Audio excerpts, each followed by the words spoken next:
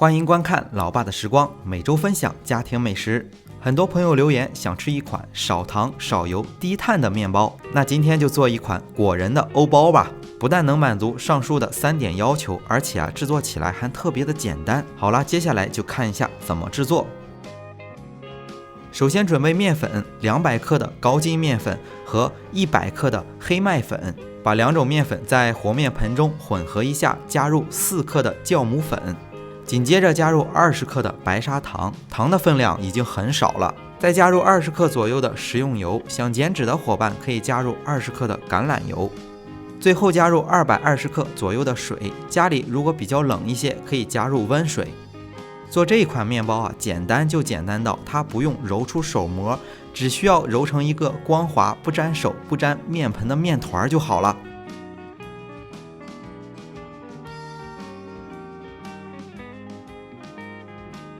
和成面团之后，可以取来少许的橄榄油涂在这个面盆上面。最后加入2克的食用盐，然后再揉一次面。这次揉面时间要稍微长一些，大概3-4分钟吧。把面团中的盐分揉均匀以后放在一旁，取来一个做欧包的模具，取来一个小筛子，在模具中薄薄的筛上一层干面粉。原理很简单，就是我们在醒发的时候不要让面团粘在模具上。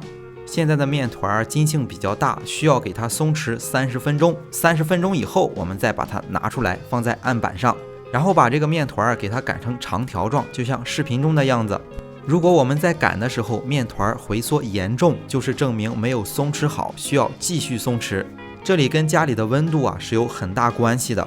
擀好之后，我们取过来自己喜欢吃的果仁。视频中用到的什么果仁，我标注在备注栏。当然，我们也可以根据自己的口味添加。用到的果干买现成的就可以，用到的果仁需要用熟的。如果家里没有熟的果仁，可以用生的，平铺在烤箱里，以上下火都是180度，烤至微微有一点上色就可以了。把所有的果仁果干混合一下，然后平铺在这个面包上。我记着有一个朋友留言说，可不可以做一个特别多果仁的面包？自己在家里做着吃，肯定要不计成本了。铺好之后，用手把果仁轻压一下，然后把它卷起来。卷的时候我就不缩减镜头了，大家可以自己看一下。可能会有朋友会问，能不能把那20克的糖减掉？这里我来解释一下，20克的糖在这款面包里占比不是很多，只有6%。一般的面包糖的占比会在17%，更何况我们还加了2克的盐，所以说我们在吃的时候吃不出甜味来。但是这20克的糖它在醒发的时候有助于醒发，让面包吃上去更松软，而且在醒发的时候糖分都消耗掉了。把果仁裹在面包里之后把它团成一个小圆球，放在刚才准备好的模具当中，取来一张潮湿的笼布盖在上面，然后放在烤箱里让面团醒发。烤箱有醒发功能的那很方便，烤箱没有醒发功能的也放在烤箱里让它自然醒发。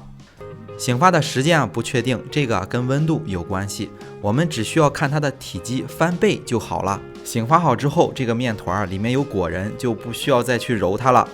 取过来烤盘，然后在面包上再撒上一层干面粉。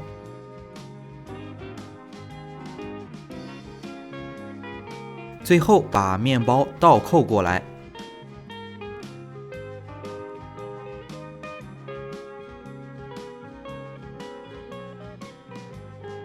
放入烤箱之前，再取来一个小刀片，在面包上划出图案。这里就做一个最简单的，划个10字就好了。